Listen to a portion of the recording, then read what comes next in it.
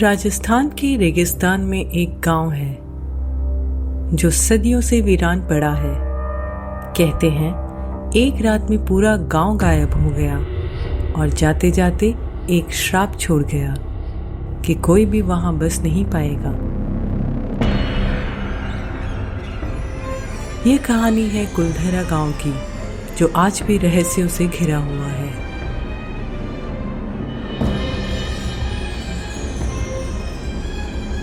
कुलधरा गांव की स्थापना 13वीं शताब्दी में पालीवाल ब्राह्मणों द्वारा की गई थी। यह समुदाय अपने व्यापार और कृषि कौशल के लिए प्रसिद्ध था। गांव की योजना अत्यंत व्यवस्थित थी। चौड़ी गलियां, कुओं की श्रृंखला और ठोस निर्माण।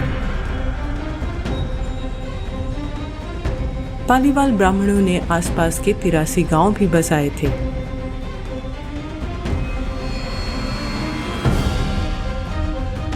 उन्नीसवीं शताब्दी की शुरुआत में एक रात में कुलधरा और उसके आसपास के सभी गांव खाली हो गए।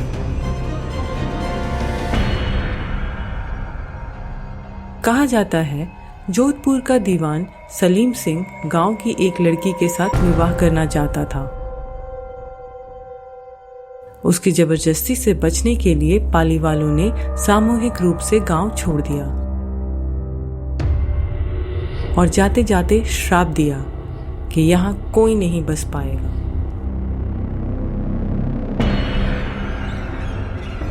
आज भी कोई परिवार वहां स्थायी रूप से नहीं रह पाया है।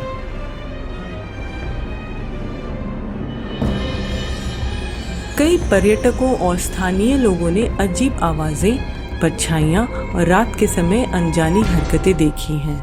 कहते हैं वहाँ रात में कोई लड़की की रोती हुई आवाज सुनता है तो कोई अचानक खुद को छुए जाने का एहसास करता है। भारतीय पैरानॉर्मल सोसाइटी ने भी यहाँ एक रात बिताई थी। उन्होंने EMF मीटर में असामान्य रिकॉर्डिंग्स, थर्मल कैमरा में साए और कुछ अजीब ऑडियो कैप्चर किए हैं।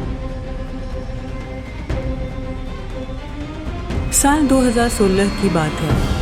दिल्ली से 3 YouTube डॉक्यूमेंट्री क्रिएटर्स की टीम रजत, प्रतीक और नेहा राजस्थान के कुलधरा गांव पहुंची। इनका मकसद था भारत के सबसे डरावने स्थानों पर सीरीज बनाना।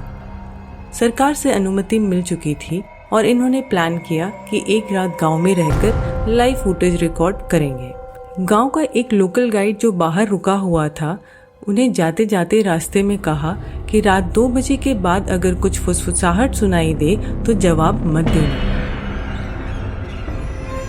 तीनों गांव पहुंचे। उन्होंने अपना सेटअप करना शुरू किया। गांव में चारों ओर सन्नाटा था। सिर्फ कैमरे की बीप की और ट्राइपॉड सेट करने की आवाजें आ रही थी। रजत ने सबसे पहले गांव के प्राचीन मंदिर की ओर एक कैमरा सेट किया। अगर कोई आत्मा है तो इसी जगह पर सबसे पहले मौजूद होगी, उसने मजाक में कहा। नेहा और प्रतीक अंदर की एक टूटी हवेली में शॉट ले रहे थे, जबकि रजत अकेले मुख्य सड़क के पास कैमरा मॉनिटर कर रहा था। उसी समय बैकग्राउंड में एक धीमी, अस्पष्ट सी लड़की की आवाज रिकॉर्डिंग में कैप्चर हुई। मैं यहाँ हूँ।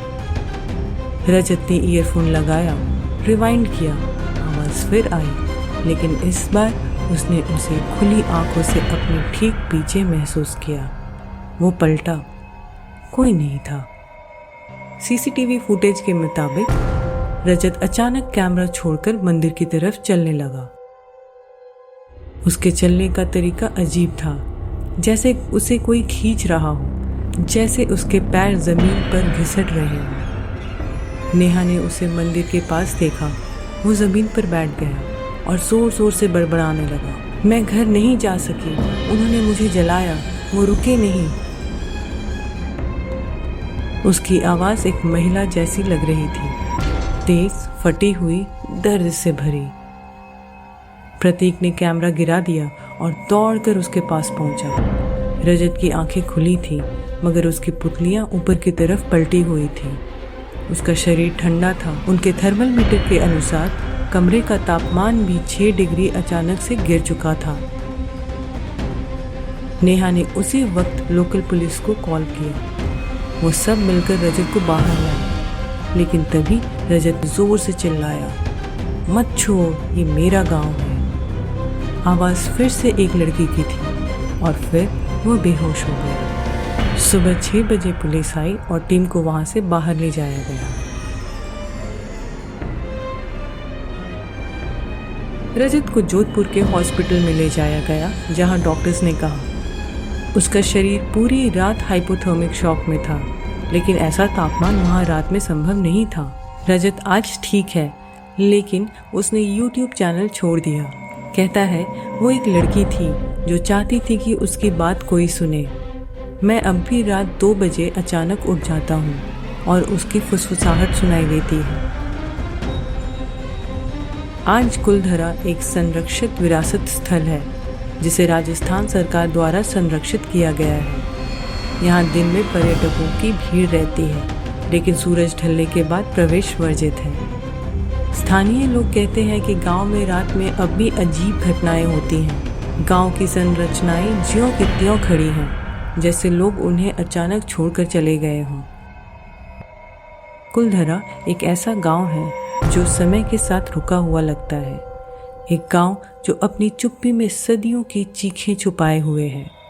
अगर आप कभी वहां जाएं तो सिर्फ दीवारों को मत देखिए, ध्यान से सुनिए।